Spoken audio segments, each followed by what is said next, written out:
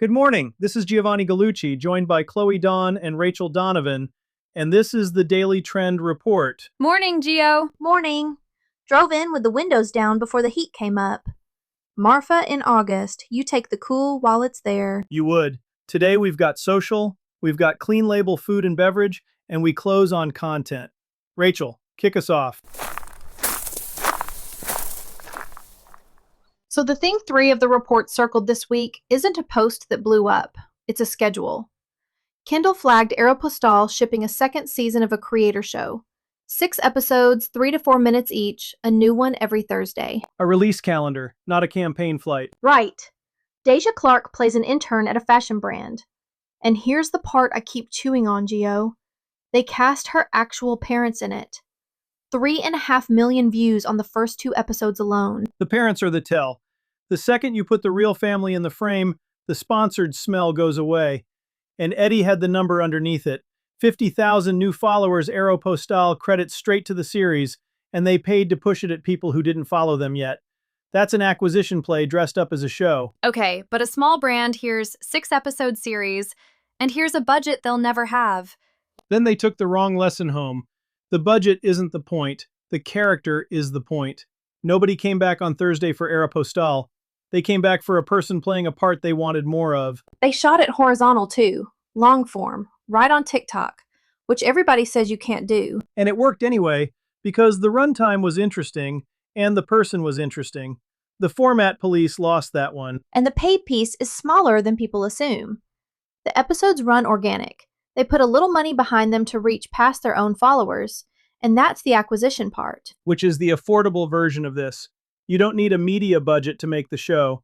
You need a small one to introduce a good show to strangers, and only after you already know it's good. Most brands do that backwards. They spend the money making something nobody asked for, and have nothing left to go find an audience. So for the operator with 1 camera and no cast, what's the actual move? Find the one person on your team the camera likes, and give them a recurring role. A bit. A running joke the audience learns over a few weeks. The line cook who narrates the dinner rush. The delivery guy with strong opinions about parking. You're not renting a creator's audience for a single post. You're building a face your own audience follows, and you keep every bit of it. And it doesn't have to be the founder doing the earnest close-up. Please, no. Don't make it that. Make it a character with a point of view. The realness comes from the people around them, not from staring into the lens and telling me how much you care about the craft. Kendall put it plainly. A one-off post buys reach once.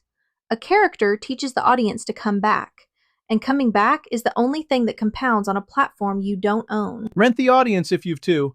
Own the character no matter what. 3 things you can actually do today. 1. Pick one real person on your team with an actual personality and put them on camera as a recurring character. Same face every week. Not whoever happens to be free that morning. 2. Give that character a format they own. A running bit, a catchphrase, a segment your audience can name. Familiarity is what pulls the second view and the third. 3. Cast real people around them. The coworker, the regular, the family. That texture is the exact thing a national brand's agency can't fake. So lean all the way into it. So mine's a little guy story, and I'm here for it. Kendall pulled numbers from Faire on the candy aisle through the cocoa squeeze. Cocoa spiked, and Hershey, Mars, Mondelez all pushed prices up through last year. Their chocolate volume dropped. The giants raised prices and shoppers bought less of them. Keep going. The independents went the other direction. On Faire, the share of retailers ordering confections ran 27% higher than a few years back. Orders up 39 to 82% year over year in Minneapolis, Oklahoma City, Chicago, Boise. Each city anchored by its own local identity. So the small shop wins on being from somewhere. That's the whole thing. When the input cost jumps, the little operator changes the assortment fast and leans into the local story. But Gio, the report wants to land it on order small, turn fast. That's back office. What do you actually do on the feed with it? You build the room, not the wrapper. A national brand can't be from your town. It can't put your regulars on camera. So the play is a community you feed every week, not another product shot dressed up with a discount. Give me the concrete version. Start with a weekly ritual the town learns to expect. Friday flavor. The Saturday line out the door. The kid who orders the same thing every single time and you all know his name. Then repost every customer who films inside your shop. Everyone, every time. So filming you becomes the thing people just do when they walk in. The customers make the content for you. And they make it because you made them feel like regulars in public. Hershey spends a fortune trying to feel like a friend. A local shop already is one. It just has to act like one on camera. There's a Gen Z piece here too. My generation will drive across town for a place that feels like it belongs to us and post the whole trip. That's the asset. Belonging travels further than a coupon. Kendall's data says the small operator already won the aisle through the squeeze. The feed is just where you make that win stick, one regular at a time. Give me one ritual that isn't a flavor drop. A wall of regulars, one customer a week, their name, their order, why they keep coming back. Then let the fans name the wall. Once your regulars are quietly competing to get on it, you've got a hashtag your customers own and a reason to walk in that has nothing to do with a discount. The big brand can run the same promo. It can't run your Tuesday. It can't run your Tuesday. Write that on the register. Cheaper than a cocoa hedge too. 3 moves before we move on. 1. Start one weekly ritual post your town can set a watch by. Same day, same format. So people know exactly when to look for you. 2. Put your regulars on camera by name. A customer who sees themselves in your feed turns into a customer who brings 3 friends next week. 3. Repost every piece of customer video, no exceptions.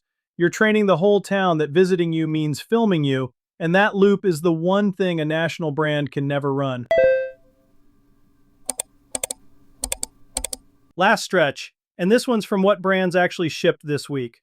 Eddie and Travis both flagged the same detail without meaning to, and it's the most useful thing a small operator will read all week. Cuisinart. The kitchen brand? What'd they do? Their team at Conair had wanted to use AI to make ads for a good while and kept throwing the output away. Not because it looked cheap, because it couldn't hold the right Cuisinart green. Once the color and the brand baselines held, they finally started shipping. So the problem was never that AI content is bad. That's the whole reframe.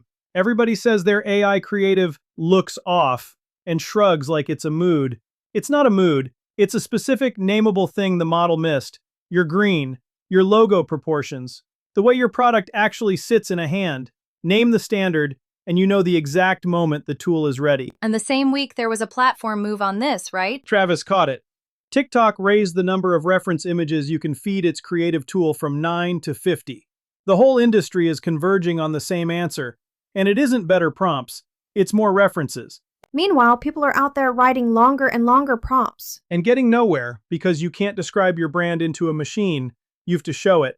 Give it 50 real photos of your actual product, your real color values, your logo at the right size, and the thing snaps into place. The prompt was never the unlock. The reference library is. And the small operator already has the references. That's the good news in this.